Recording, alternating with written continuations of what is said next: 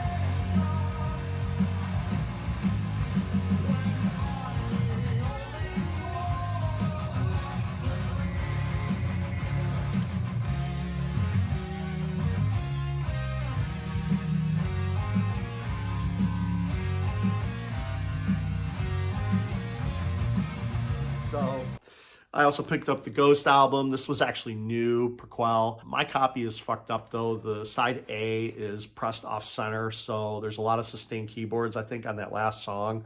And there's a lot of wavering on there, where it just goes, kind of that sound. So it's really, really terrible. I might actually just try to sell this copy, maybe I'll do it on Discogs and put a disclaimer, that this is what the problem is with the record. Some people I don't think would notice or care as much, but on a higher end system like I have now, with the really good speakers and stuff like that, I mean, it's really noticeable, and it's kind of a bummer. It's a good album, though, by the way. It's not my favorite Ghost album. I don't not like any Ghost records, but that's probably my least favorite one, honestly. I know some other people think it is their favorite one, which is great. I mean, Ghost, that's the interesting thing about Ghost. A lot of people have different favorite albums from them, which is kind of cool. Yeah, it's interesting, like what people want or expect from Ghost. Bought Ex Mortis. This is just a thrash record. It's pretty good. Came out in 2018. These guys have a few albums out. I'd probably keep buying records from these guys. Again, not as memorable riffing-wise or song-wise, but maybe I just need more time. That's probably the same thing with Chemist, first few listens with a Chemist record or even this record, they just don't grab you right away. So I think it takes a little bit more effort to get into these albums that just don't pop out right away, with really great songwriting. Songs are good and the sound is good. The guy sings like kind of with the death metal voice a little bit, really gruff. So but it's still, I would still consider this thrash metal, especially the music wise, because this definitely doesn't have a lot of down tuning death metal riffs.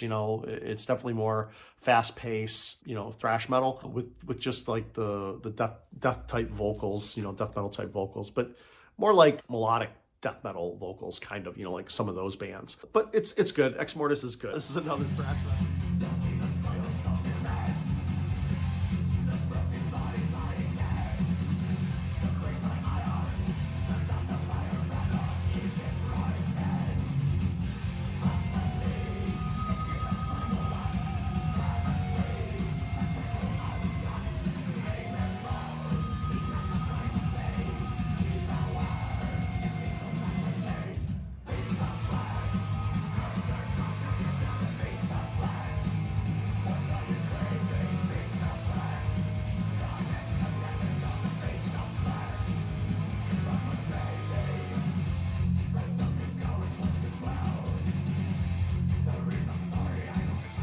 This is another thrash record. I bought a lot of thrash records. Traitor, this is Knee Deep in the Dead. What makes this album pretty cool is just the comedy on it and all the references to movies and video games and, horror movies and stuff like that. Really fun stuff, so that's kind of what makes these guys cool. This is a cool record to have. I'm glad I have it. I don't know if I'll buy. I think they have a new album and I want to listen to it before I buy it. But, a lot of these albums that I was buying, when I was buying early, I was just buying just off of, a new thrash record. Oh, listen to 5 seconds of it. It sounds cool.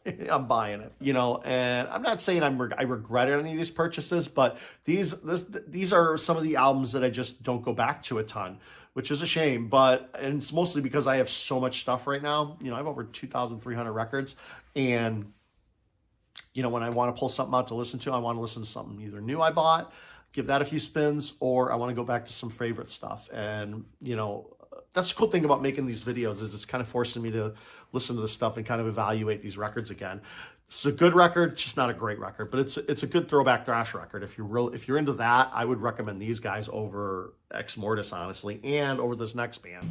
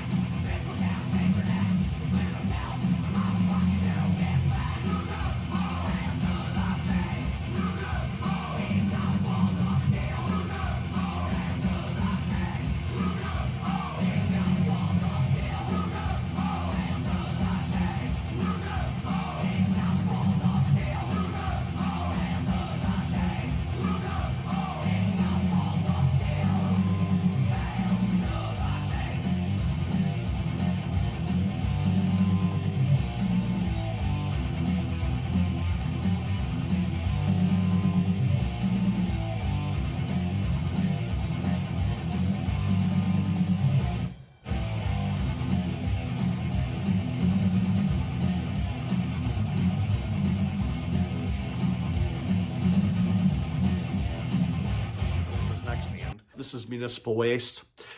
I'm going to say right off the bat, if you like Nuclear Assault and DRI kind of mixed together and a little bit of Slayer, you're going to love this band. But again, it's just the songwriting is just not 100% there. I don't know if it's there yet on the new stuff. I know a lot of people like it, and that's cool. But I don't know. It's just not enough to sound like or to copy old stuff. You really got to have your own little spin on it, or you got to be really writing memorable songs. And unfortunately, this record, there's some good songs on here. And maybe if I listen, again, this is an album that I haven't given a ton of listens to, but the few listens that I have listened to it, 3 or 4 times I listened to it, it's just not grabbing me yet. But so yeah, I kind of stay away from Municipal Waste, but I found this using the bins for like 10 or 15 bucks when I bought it. So I'm not going to pass up a Municipal Waste record at that. There's a band called Toxic. Oh no, it's Toxic. I'll put it on the bottom here. It's Toxic City or something like that. Though that guy is doing a great job. At least the album that I have from him is really, really good. I'll put it up here on the screen. But yeah, I'll play some stuff from this just so you know what it sounds like. If you're...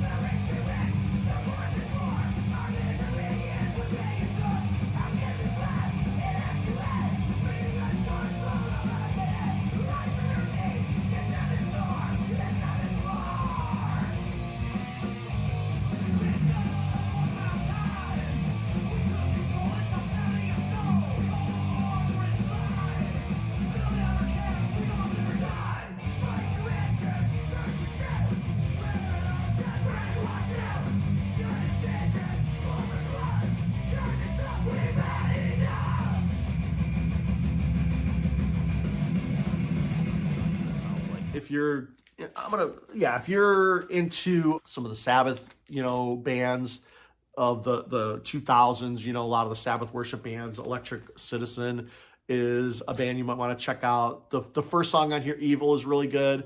This album is good. I enjoy it. It's just typical of the, kind of like these 2000s bands that are kind of taking the 70s sound, Sabbath sound, and bringing it forward. I kind of enjoy this stuff better than some of the thrash revival, because I think the songwriting on this is a little bit more memorable on a lot of this stuff. And maybe it's just a sound I like a little bit more in a modern sense. I don't know. I kind of don't know what it is. I mean, really, I don't know why I'm necessarily even comparing it, but I guess because it's kind of like a revival sound. It's not a new sound. These aren't like bands that are, coming up with something new. These are bands that are really taking that old sound from the 70s and bringing it into the 2000s and just writing songs just like kind of Sabbath and all those other, hard rock, doom bands kind of, or heavy metal, early heavy metal bands. But good stuff here. Not great. This album cover is pretty awful, unfortunately. They have another album.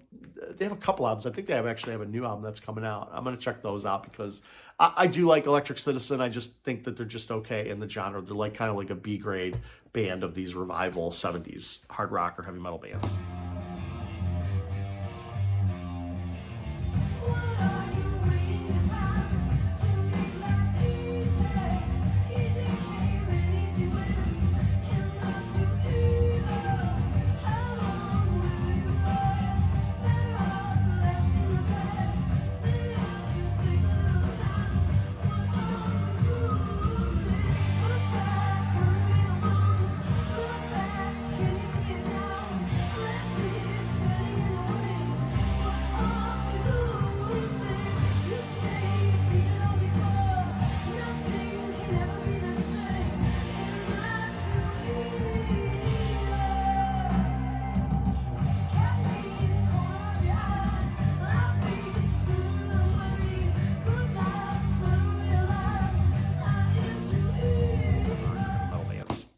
All right, now we're going to get into some classic stuff. I have Testament here, Practice What You Preach. Now, this is a really great thrash metal album.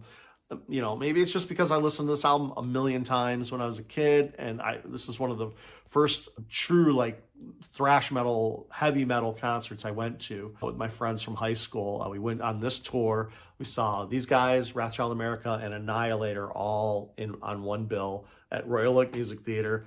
The place had seats, so nobody was able to mosh. People were so pissed. There was aisles that they kept people out of, so it was pretty ridiculous. But our first thrash metal show where we had an opportunity to mosh, we didn't actually get to mosh. So my album is interesting because it sucks, because I got this on eBay, and the center label is missing on one side, which is okay. That doesn't bother me that much, but it wasn't mentioned in the eBay auction. But the worst part is this huge fucking scratch. See that? Yeah. That's a constant tick through the first song and maybe the first 30 seconds or minute of about 30 seconds of the second song. And that's on side 2. So that's through Greenhouse Effect and Sins of Omission. That kind of bummed me out. I actually got half my money back because I didn't feel like sending it back and doing the whole, all that bullshit. But I paid probably like 50 or 60 bucks for this record. And then, I ended up paying up 30 or whatever, getting 30 bucks back or something. Kind of disappointing. I'm kind of on the lookout for a new, copy. But yeah, this record's gone way up. So maybe if there's a repress, I can get rid of this and sell it for a little bit cheaper online. Somebody might be able to deal with it. It actually doesn't sound that bad because Greenhouse Effect is a pretty heavy song, but it does have some slower parts in there where the ticking is bad. And during some parts, it's not as bad. It's kind of, with the scratch, it's not like consistently bad throughout the whole thing. But yeah, the quiet parts when you start the song and in between the 2 tracks are pretty terrible. But great album anyway. I picked this up, got really lucky. I picked this up at the same time I picked up the Urge Overkill record from my other video. Same seller had it. This is Fate's Warning, Awaken the Guardian. This album is fantastic. I didn't like John Arch when I first heard him back in high school. I was a No Exit fan. I had No Exit on cassette. I bought that from watching the video Headbangers Ball. I was a big fan of Ray Alder, but now I love John Arch. I think these 2 albums from John Arch, this one and Spectre Within, are 2 of probably the best heavy metal albums of the 80s. Really up there, high on the list. These albums are fantastic. John Arch is a really unique vocalist and songwriter too, and lyric writer. The way that he weaves his vocals into the songs is kind of unique. Really progressive. Obviously, Jim Matheos writing a lot of the riffs on here. Pretty much is Fate's Warning. Yeah, excellent album. Glad I got this as an original press too. Fantastic. I have the other one. It's a reissue, the one I have, Spectre Within. This is Obsession, Scarred for Life. This is actually a pretty good album. Just straight up heavy metal, kind of in the vein of like an Armored Saint maybe, something like that. This is 86 though, kind of a little bit early in the 80s. Just new wave of British heavy metal influence, just kind of straight up heavy metal. Pretty good stuff here though. I like this album. It's pretty good.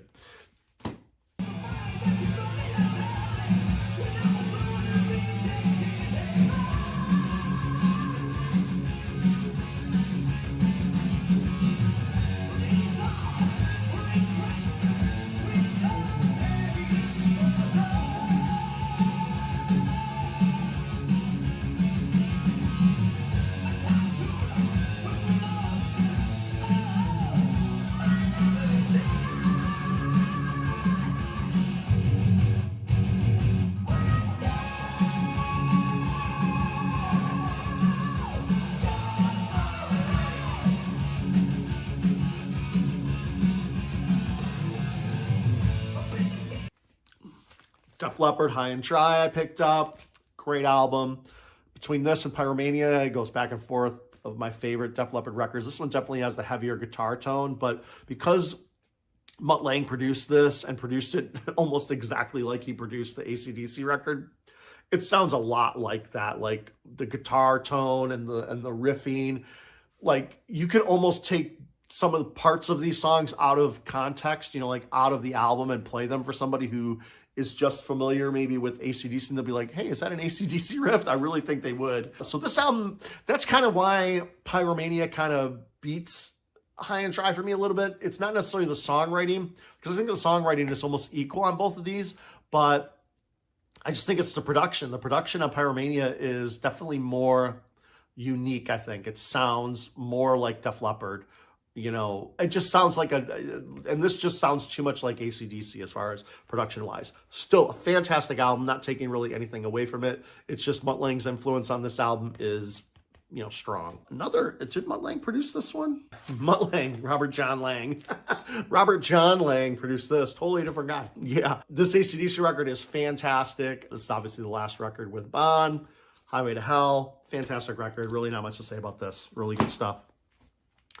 And then I got lucky. I went to a show, a record show, and I bought these next 3 records at that show. I got Judas Priest, Sad Wings of Destiny, an early press. Great stuff, of course. I got Sin After Sin.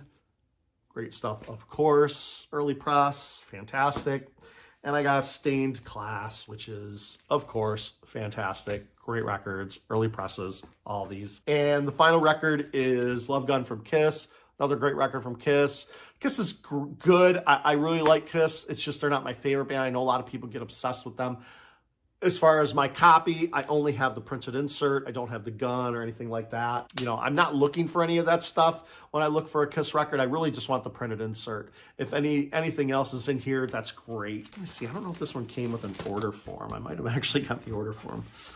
Let me see. It looks like I just have the insert. Yeah. So that's the last record that I bought in this month's vinyl haul. And yeah, that's it. I hope you're liking the videos. Like and subscribe. I hope you're enjoying the songs and stuff like that I play, or the clips that I play in between. Because I do that, none of these videos are ever going to be able to be monetized, which is fine. Not enough people are watching, honestly, to even worry about that. Now, I don't know if I'm going to become super famous someday, and maybe these videos will go crazy, but I think I'm just average at doing this, but I kind of do it just for fun. And that's it. Thanks. Bye.